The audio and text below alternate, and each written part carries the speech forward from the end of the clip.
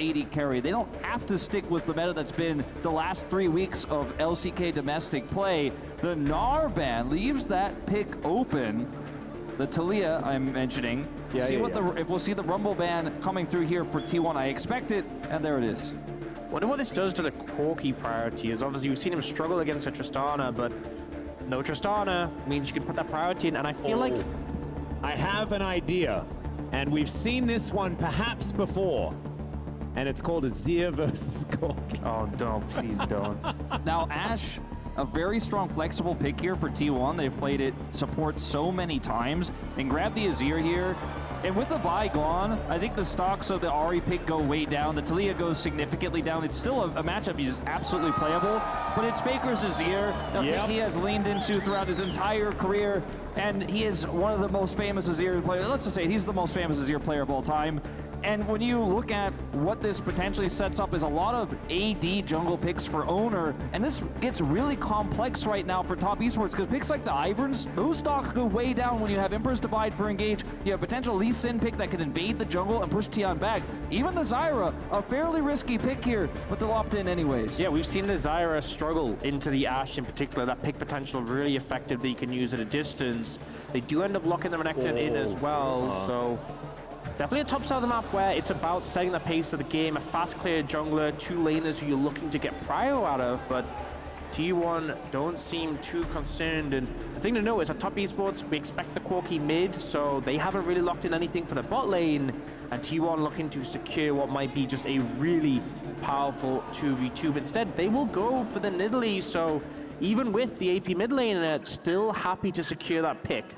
Not a huge fan of the Nidalee here in this particular position, just simply because I think Owner has a fantastic Lee Sin, for example. Xin Zhao he could have played here to really put the pressure on Tian in a more direct way instead of just trying to outspeed and catch up with the Zyra.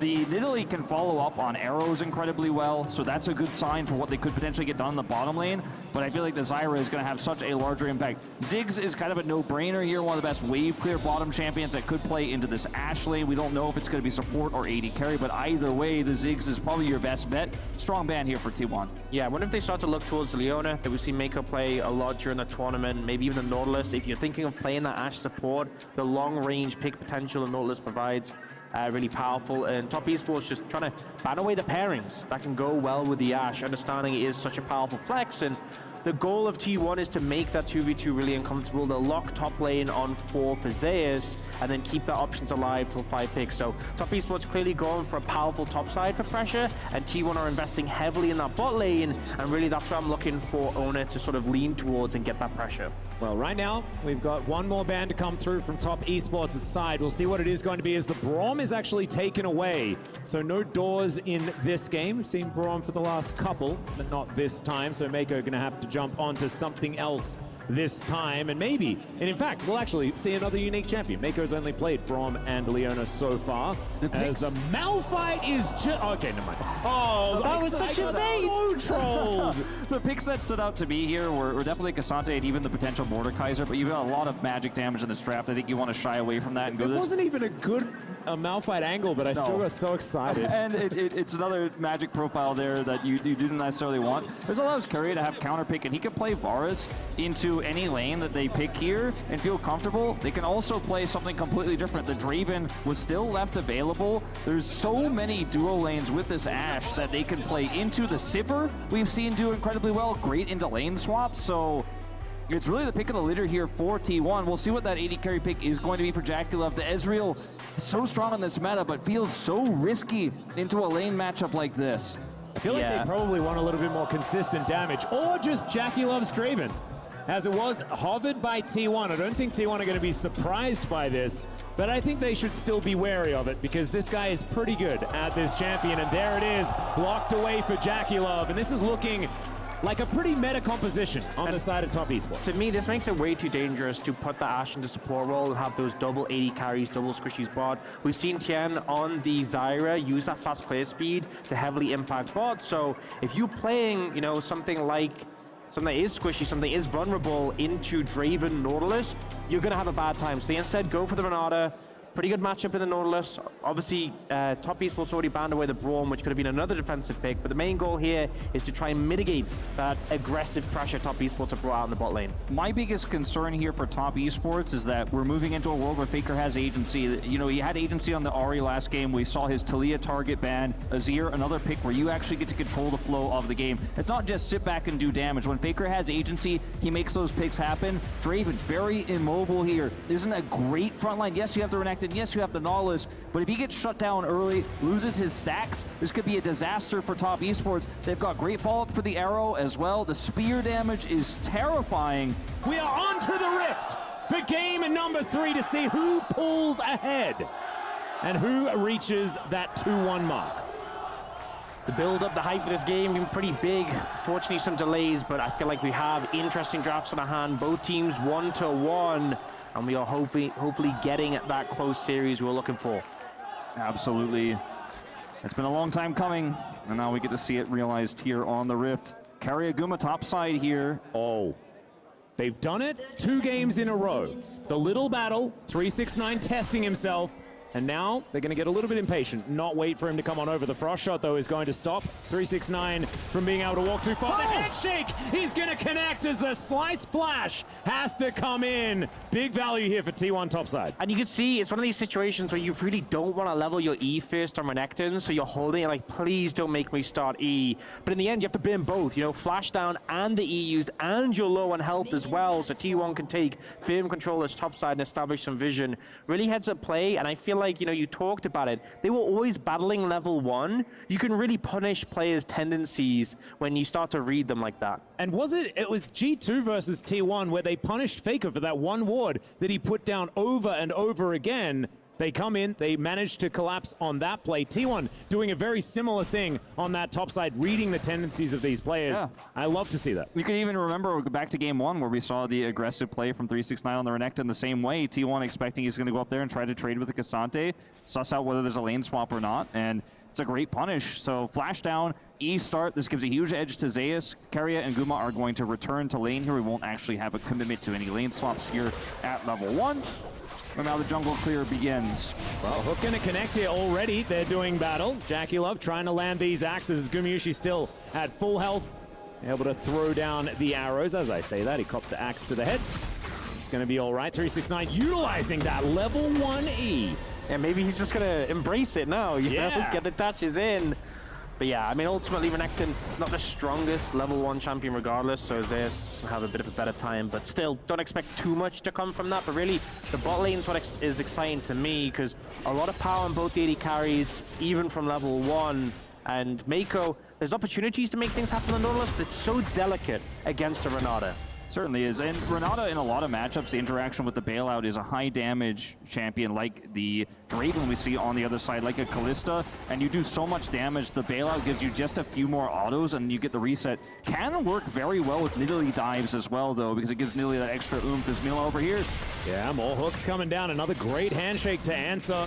Really getting the value out of the Renata here is even the passive doing some work, as Mako has to flash. The frost shot, I mean, in these extended trades, the Ashe value is so high if you can win. There's now Cream possibly in trouble, unless Owner is in trouble, because Tien's moving up. There's the flash. And then Nidalee has to slink away, as 369 not going to be in turret range. Zeus almost in kill range, but he is going to be all right as he does get himself out of there. No flash for the Renekton meant that he was a little bit safer. Yeah, Owner really wants to apply the pressure down on this bot side. They know exactly where Tien has been because of that ward from earlier. Yeah, Owner hops on over the wall, as now he might be hopping back again because Jackie Love and Mako are going to move on over. Carrier in the vicinity as well, able to play bouncer, as there's a lot of testing the waters, not a lot of actual results here just yet. Even though that flash was burnt earlier on, it's a very early teleport here from Zeus, so 369 was still with a lot of control of the top side. Yeah, bottom side here. Owner fishing for a little bit of harass, trying to take some camps away, relatively unsuccessful here. Did have to flash, as you mentioned, but he does not want to give the Zyra any space. Yeah, Spear going to connect there in the grasping roots, not doing a whole lot. Flash has to be used. And thankfully, the Spear is going to miss as Tien Not going to get followed over that wall. As Faker and Cream, we haven't really checked in on this mid lane, but so far it's looking pretty even.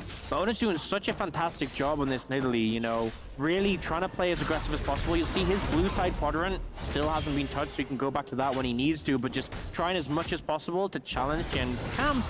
And the added benefit of this is we've seen when the Zyra is unchallenged, he will just go bot lane with that free time. You're not getting any free time now. You're not even getting the normal time you have to clear camps, and now Ona is the one looking to apply some pressure bot. And you're making this an unfair fight in the bottom lane. Mako here can deter a lot of dives because he is Nautilus, but, I mean, Bailout's pretty strong. There are 3 towards his bottom side, but Mako is going to catch the wall. Gumayusi still has to flash to get himself out of the way, and Mako will survive for the moment. Ona slinking away, and T1 once again thwarted in this aggression. And T1 are just making this an unfair fight here. They're trying to fight fire with this Draven pick in the draft, but these Ashe slows, the spears connecting, the harassment constantly here from Owner. This makes it so tough to play out here. A small CS deficit now for Jackie Love, but just constant pressure there on the bottom side. Yes, the Renekton is winning top side without any assistance, but the Cassante should be able to hold down his ground. We hadn't checked in on this mid lane, as you mentioned, Atlas, all too much, but you can see now Cream starting to pick up some big advantages here. So he hits level 6. Did already teleport though, and now is out of mana, so Faker holding down the fort can TP back to lane. Now we're gonna get a situation where Oda can just clear through his camps now, and after this full rotation, we'll likely look towards bot again. Tier 2 boots picked up by Guma here. Obviously doesn't have the flash, but that movement speed advantage when you're playing the Ashe is so suffocating. We've seen whenever Mako tries to aggress, the double autos between the Renata and the Ashe, so hard to deal with in those extended trades. And with the bailout, you know, you really have to be ahead in a trade, ahead and all in, if you're going to be able to win the 2v2. Otherwise, you're not getting out again against the Frost arrows. Yeah, and you don't have the same execute potential. You already mentioned this, Wolf, in the fact that, you know, Kalista has an execute, Draven has an execute. It's why you see them paired up alongside the Renata, just because you can guarantee bailouts a little bit easier. But Gumayusi, he does have the battle summoner advantage. The barrier gets to be taken, cleanse into Ashe is almost a necessity. And so T1 should be able to get these winning trades towards that bottom side. They're also going to be able to trade the Dragon for some grubs. 3 grubs going over to top Esports is certainly a good thing, though, especially with this Renekton winning side lanes. And he might be winning even more as Zeus. A very quick flash going to have to be invested here. Down here on the bottom side, continue to put this pressure on. Should be able to secure a plate here on the next wave. Won't be this one here for the side of T1. We'll see if they decide to back with this cannon wave here. I do not think so. Gonna try to get that extra advantage. They got the Dragon bottom side here.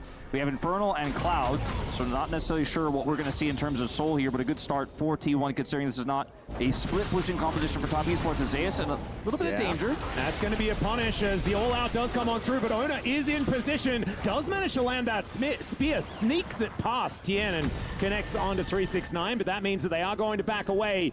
This wave state is still in a little bit of a rough spot. 369 looking to actually push that one out, so not going to be frozen on Zeus just yet. Yeah, ended up in a really unfortunate position there, Zeus, because obviously he got away from the gank, but the wave state was still bad, so Tian hung about, but I think played that as well as he could to disengage from the situation. See some heavy trading in the mid lane, but not too sure much is going to come from it. That's all we've been seeing with this Azir Corki matchup these days. There's the Flash Emperor's Divide, though the spear's going to connect, and first blood goes to Owner in a blink of an eye. Not necessarily the CC setup for a spear that you normally think of, but when it's timed this well from Owner, you certainly can line those up.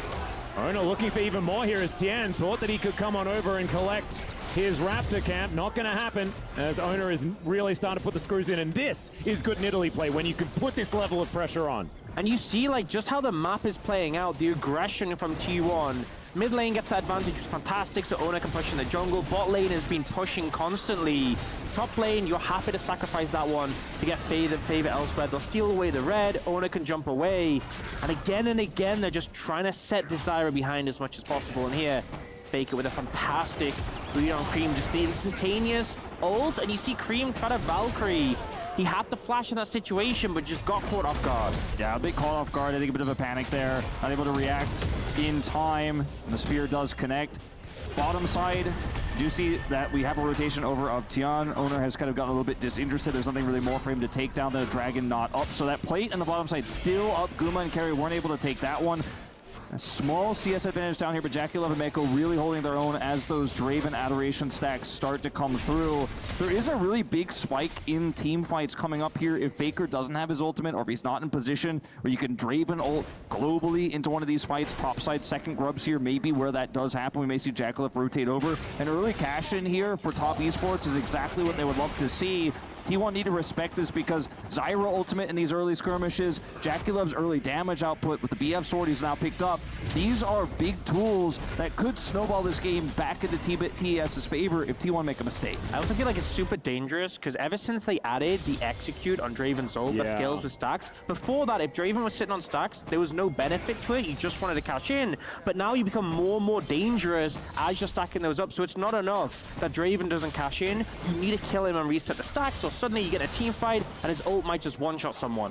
Oh, Gumayusi, he's going to go for the arrow here. Connects it onto Cream as Faker. Not actually going to go for any follow-up because there was kind of no one in the area. It was a cute-looking arrow, though. It was a flex. It's to show he can do what Jackie Love does. The follow-up wasn't there, but he can still land them.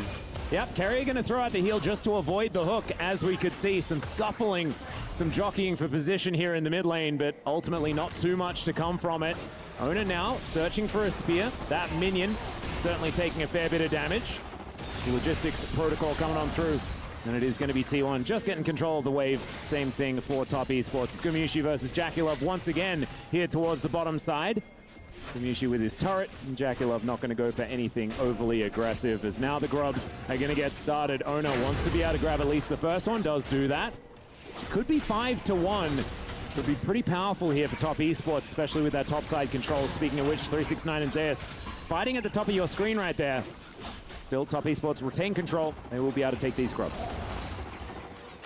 Yeah, and I feel like just the fact that even if they get one grub for T1, like their focus is be on the bot side, they're looking to secure these dragons, so even taking one grub is still decent for them, as much as they're not able to contest the full amount. And now you can see once again pushing aggressively, taking these camps, dragging up in 30, but this is TS's attempt to make a crossplay. TS does have his flashback up and available here, so it is going to be very difficult to commit here, even with the ultimate from Tian. Can you get the root? Yeah, Zeus just going to be killing some plants, getting a little bit of extra money as Tien will usher him away from this outer turret. Some more plate gold to go on over as 369 with that demolish. A few of these plates could be leaving here as cannon minions abound. As bottom side of the map, you can see it's another cannon wave being pushed in by T1. They'll grab that plate you've been talking about, Wolf, as well as another one. But top esports are looking at a full turret, and that should be taken here. Full turret is going to be first brick here to go over to top esports to this Renekton that's already so massively ahead in farm. You can see this is going to push him over 1,000 gold, the advantage. But bottom side, the dragon going over may be more valuable here with those plates. We'll see what that soul is going to be as soon as that smite goes down. It's Chemtech. Ox on the finals. Ox, and here we are. here. So T1 definitely feeling worse about the trade now, but that's sometimes the luck of the draw. Yeah, I mean, I will say at least they have a decent amount of healing and shield in the composition between the Nidalee and the Renata, but still definitely not the soul you were hoping for when you've invested so heavily in the bot lane. And really, you're looking at the Ashe, and who has been given a bunch of that plate gold and has a decent CS lead to provide a lot of the value. The Nidalee as well, Ona with a significant lead in the jungle matchup, but game still feels on a nice edge, and I feel like Jackie Love's stacks building up. The cash in, whether it comes through or not, is really going to dictate a lot in this game. Feeling like a crocodile's edge to me, as 369 has so much extra money, 1,200 above the second highest. As Owner, of course, has had a good game himself, but so much reward going over as that first brick does come in, as Mako looking to clear out some vision. A lot of T1 wards in this bottom side jungle. 4 minutes until the dragon, though, so not a whole lot of reason to be in this bottom side river right now. As you can see, Faker just clearing out minion waves in the bottom lane for now. The Renata ultimate is going to be so valuable into this Renekton. Handshake as well can be great to peel for Guma, for Faker, anyone who could potentially be caught by this Renekton. The Renekton advantage is huge. It's a lot of topside control. It's very frustrating to deal with, but Thornmail should be enough for Zeus to keep this Crocodile at bay. So that was a close call there. And then, you know, there is a world where T1 still won that first fight. I think right now the game state looks massively favored to top esports, maybe from the untrained eye because of this Renekton advantage, but it's still really on a nice edge. This first fight win is going to be what starts it all off.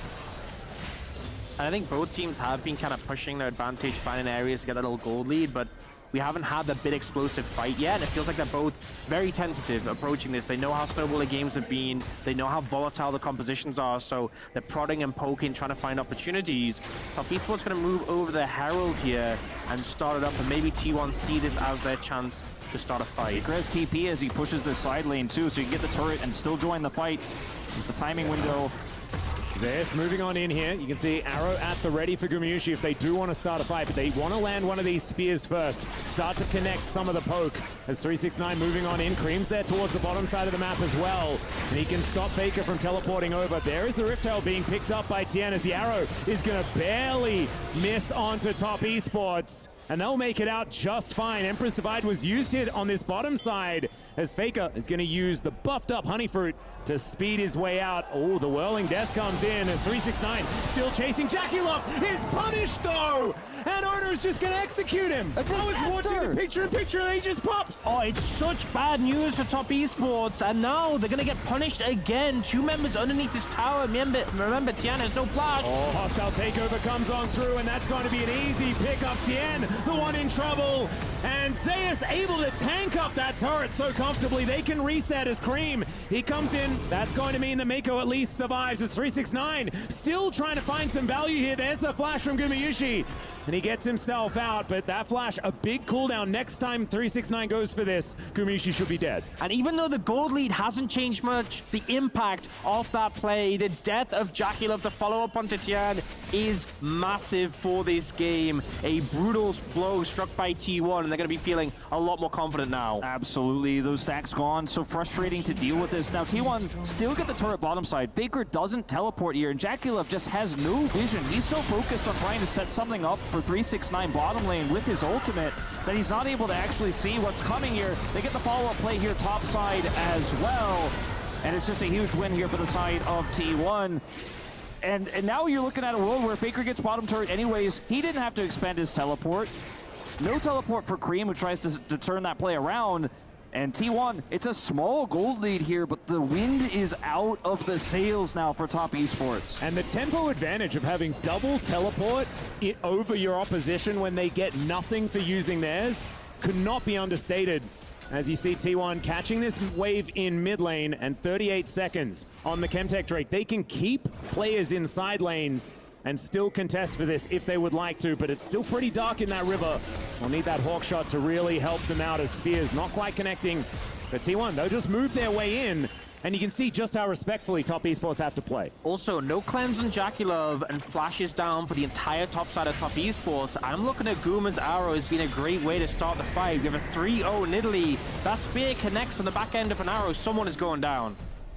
See whether Gumayushi's going to be able to line this one up as the Rift Herald should be able to get a charge here, and it does, but not going to be able to take down the turret or anything like that, as Control Ward here in this brush means that Faker is going to be okay in the Shuriman battle carrier. Stunned up for the moment, will lose 50% of his health bar as Gumayusi takes his opportunity to enter the mid lane, start trying to clear this out as best he can.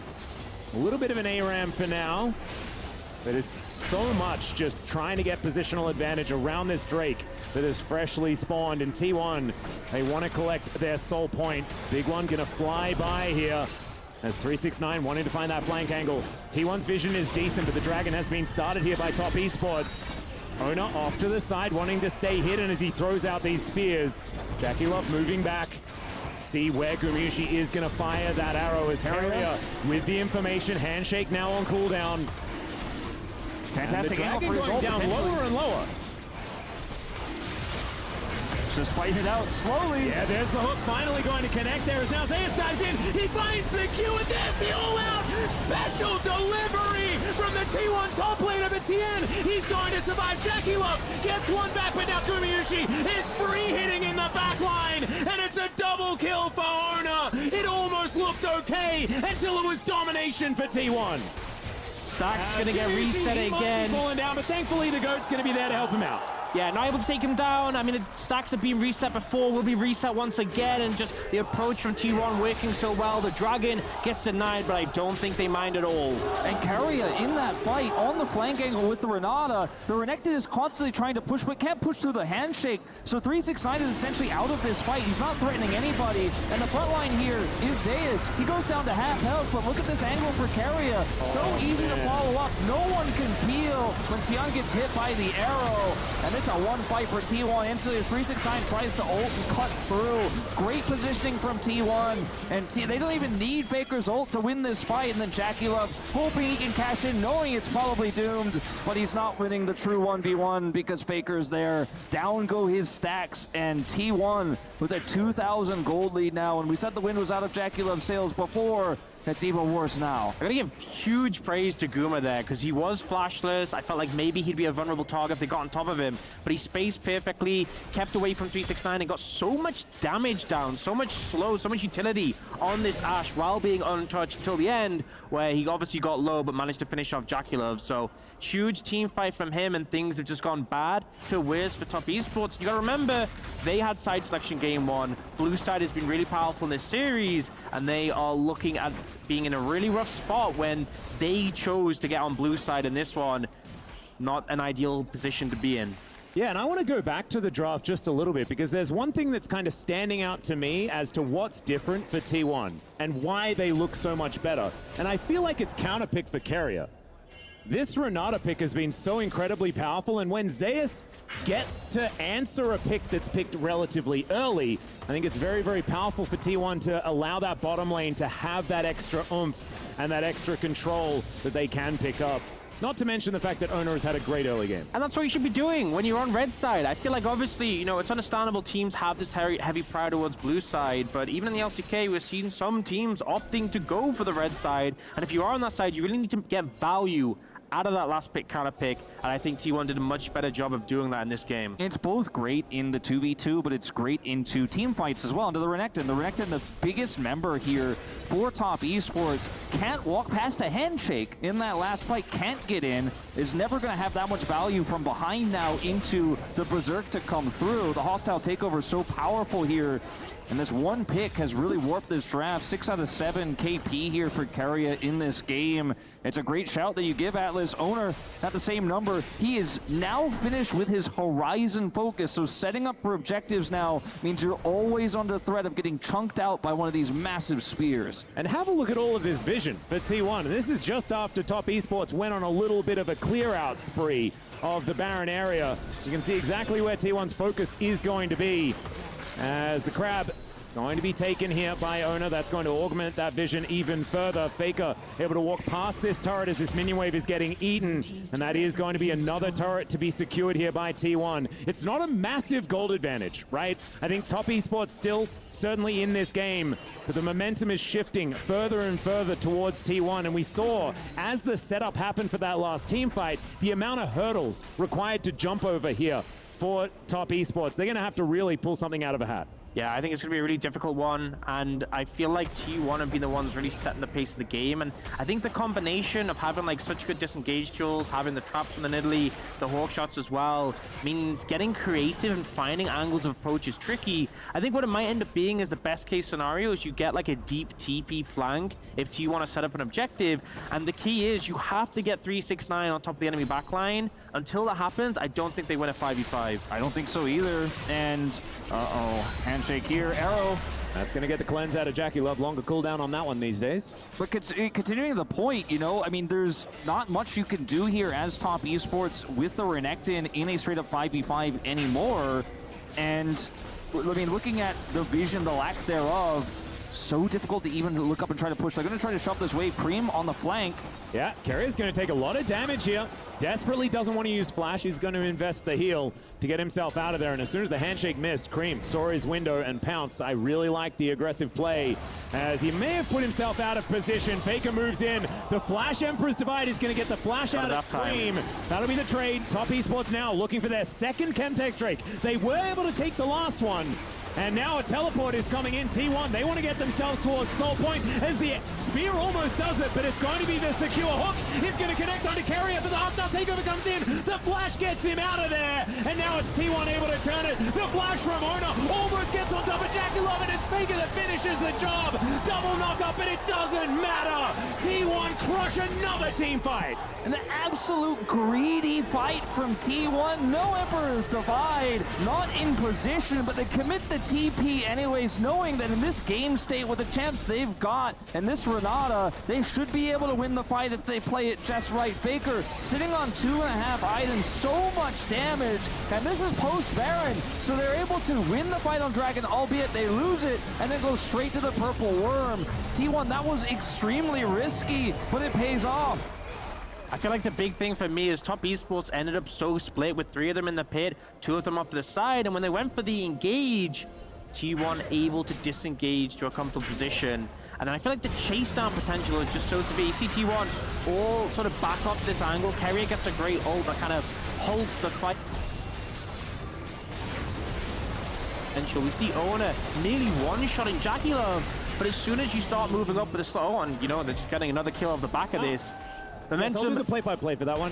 Mako died. Yeah, sorry, continue. Thank you for your assessment. Yeah, welcome, I mean, T1 just really using their advantage so well here, and it's so hard to escape once you start getting connected by things like this, slows from the Ashe, the Azir, and the Nidalee have so much chase potential as well with their mobility. Once Top Esports start losing the fight, it just goes south very quickly. And Jackie Love, if he was big, if he was fed, if he had a cash in, maybe he could go toe-to-toe with the front line, but you could see his damage numbers are so incredibly low. He's just so low range, and there's so much engage, there's so much poke as well.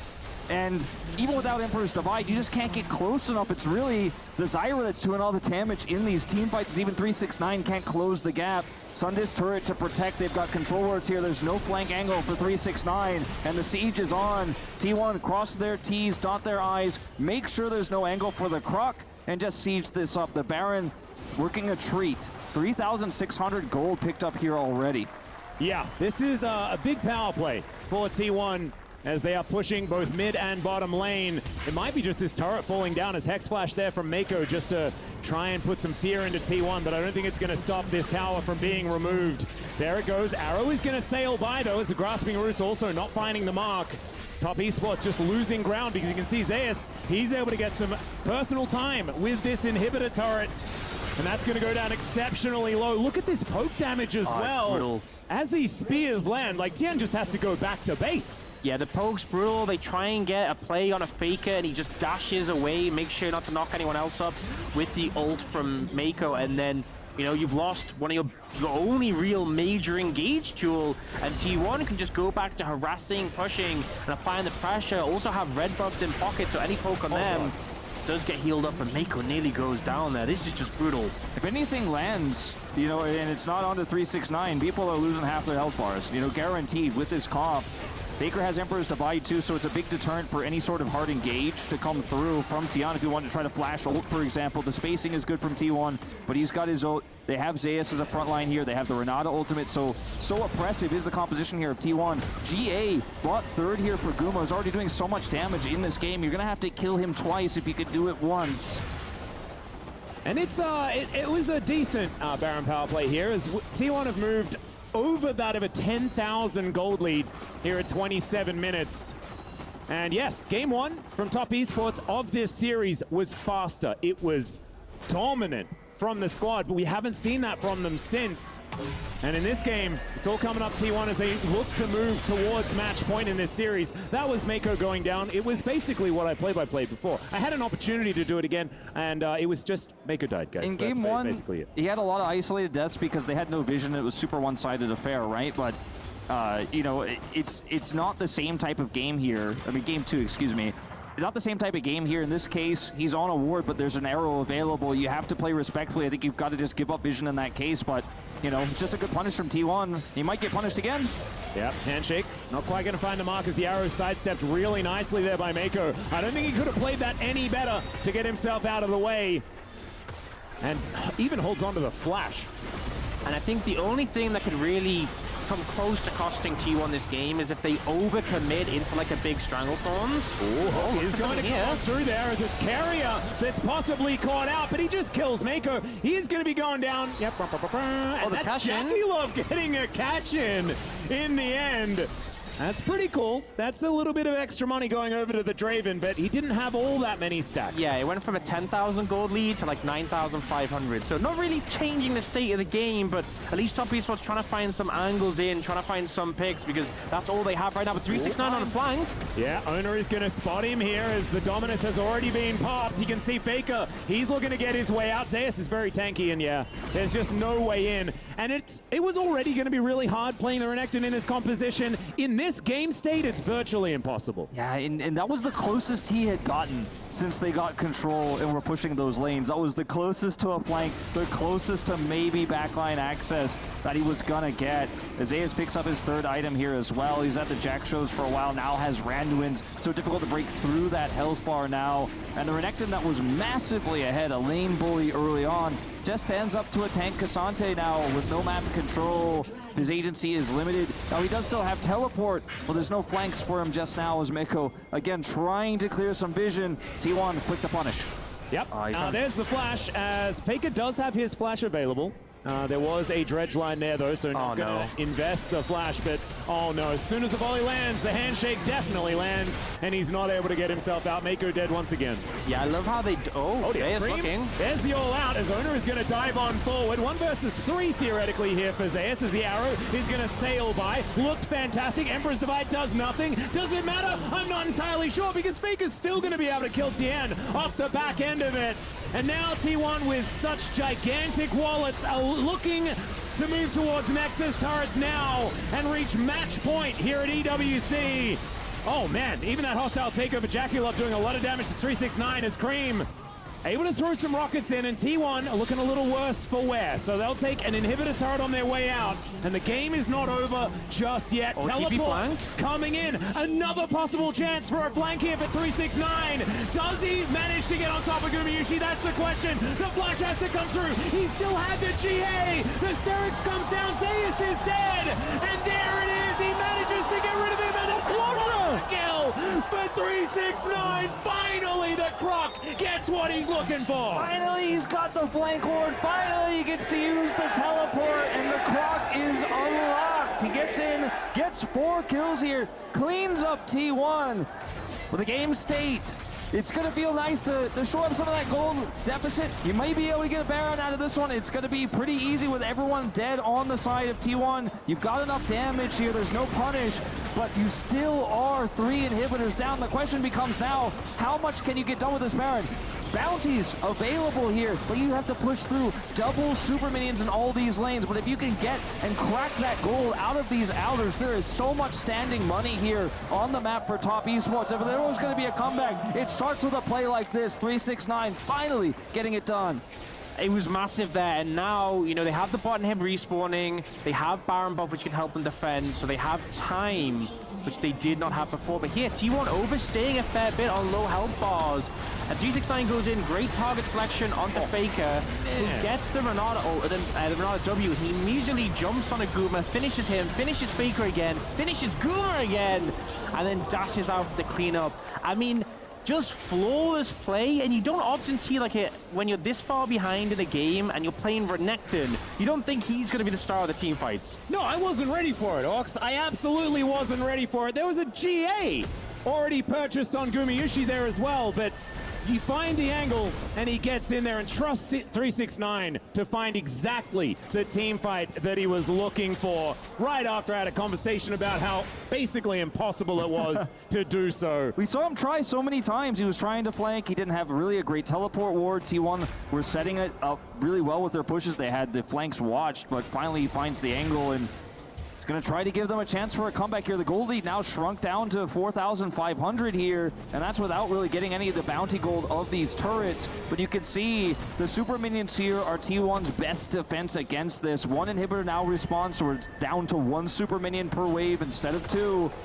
But Top Esports still have to try to defend this as 369 look at the flank again. Yep, this time Carrier is going to find him as the arrow is going to connect onto Mako. T1 looking to get rid of the support once again, but he's able to walk it off. The Aftershock doing a lot of work as they're not quite able to get this inhibitor. Cream immediately having to Valkyrie away, and there's the redemption. T1 going to be able to take down this inhib. Still They want to be able to get the respawning ones, but they're not going to be up again for a little while. They'll just wait for these super minions to start rolling in once again and rely on the 6th man to really turn the tables. 369 CP isn't too far away, and really I think they need that backup again, and maybe even the flash to have a similar play than before. They're trying to find something, but it's so hard if you're approaching T1 from one direction. The Bernard ult gets so much value in that situation, so I think you just have to weather the storm. Chemtech's soul can be secured by T1 in 40 seconds. But honestly, I don't think that's a major concern. Elder may be what this game comes down to if Top Esports can keep stalling out. Yeah, and getting prio for that Elder is going to be incredibly hard. You're going to have to make a sacrifice. You're going to have to all in on it, because if you leave for just a moment, especially with Faker's TP coming back up, Zeus has his. You know, later on, I mean, we're still a ways away from that. You're going to have to let this one go. As you say, we get to that Elder later on. If the teleports are available, your base is still open and naked. There's only one Nexus turret left. You have to win the fight. You have to be able to stop the backs. You have a Draven, so it's possible. We're talking about, you know, 5-6 minutes from now when that does all break out. But there is a world where Top Esports could come back to win this. It is not by any means impossible. It's just the super minions, as you mentioned, the 6th man here for T1 as the biggest issue. They're farming, they're getting this Draven to more damage numbers here. But T1 just not going to make any mistakes. Those wards, the teleport wards, no longer as relevant here. This 369 couldn't find that angle moments ago when it was more relevant. And a 4,000 gold power play on the Baron there as well for Top Esports. Really utilizing that to get them back within touching distances. And it's at 35 minutes, right? That a 3,000 gold lead doesn't mean a whole lot. You can see 4.4K in the lead is 369. If he can find another one of these angles, we know that it can work out. But if he spends the whole time walking towards T1, then that is almost 5,000 gold doing absolutely nothing. And this is where the pressure... cut pressure this down as Cream. Not going to be hit by the arrow there. Zeus hunts for the 3rd Q. And now inhibitors back up once again. T1 right here to try and destroy them. And now 369 moving on over. Can he find yet another angle? He's on vision. T1 going to be very happy about that as they look to execute these waves. Top Esports not wanting to let these inhibitors fall down. And that is Chemtech Soul that they have. It's not the biggest, but it is going to offer them that little bit extra here in these fights. It's just so hard to approach in this situation. You really want to keep the inhibitors alive, because if they go down again, it's going to be so hard to leave your base. Baron in a minute 30, Elder in 4:30, but they're struggling to find the angle. And if you commit 369's TP and it backfires, the game is over. And even if you find a decent enough play, even if you stop them from taking your inhib, losing 369 summoners might be enough that you can't fight the Elder in a comfortable way. So a lot of decisions have to be made by Top Esports. What can they give up? What is worth sacrificing? And what can they not afford to give up? And you can see how difficult it is for T1 to actually look for picks into this really fed Renekton as well. Like, they're massively ahead. They have these 3 inhibitors down, but it's hard for them to just say, okay, I'm sending it. I'm going to look for the pick. I'm going to end the game. They have to play so respectfully still. And the Chemtech Rift actually allows T1 to clear this vision, clear those teleport wards very well. They're doing a great job of it so far. You can see in these moments in the interim, some of these wards are set up. 2 wards here on the top side of the Rift now for 369 to potentially teleport to on their next push. And for T1, it's kind of a game of running out that Elder clock. Oh, arrow. It is going to spot them out as the spear is going to come on through, and Owner will be able to steal away the red buff. So that's T1's red.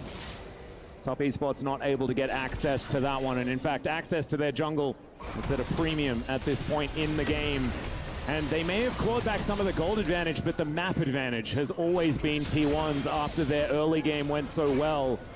Found the ward too. One more up here to the top carrier nearby. Oh my God! Okay, Feels like old Italy. If he lands another one of them, Tian's just dead. Yeah, now they can move towards the Baron where the vision really is lacking for Top Esports. If you have to face check into this poke, it's going to be brutal, but you can't just give it over for free. And Zyra is happy to just press the button. 369's caught! 369's gonna get caught out of position. He flashes towards Carrier, but he just keeps him at arm's length. And the Crocodile will be taken down to his GA. And now Top Esports desperate to find some sort of retaliation. But there's even an arrow there to be thrown towards him. He's dead too fast for it to actually land. And now super minions are in the base of Top Esports. And T1 should be able to at least collect a Baron and then wander down the top lane. Finally, they catch the Croc. You know, the Croc caught them last time, picks up a Quadra, but this time he's on the edge. He's trying to find the flank angle. They predict it. They cleared so much of that vision there for top Esports. They knew the angle he was trying to take, and then they find him, kill him twice, and that's the end of the game. Handshake comes in here from Carrier as Cream not going to get hit by the hostile takeover. And so will keep himself alive. The Flash is now down. All the inhibitors going to be down. There is one Nexus turret left available. And T1 should be able to get rid of that one as well. There's the knockoff from Dracula, but he cleanses and flashes, gets himself out of the way. Still Zeus gets on top of the Draven, and the Nexus will just explode. T1, match point here at EWC.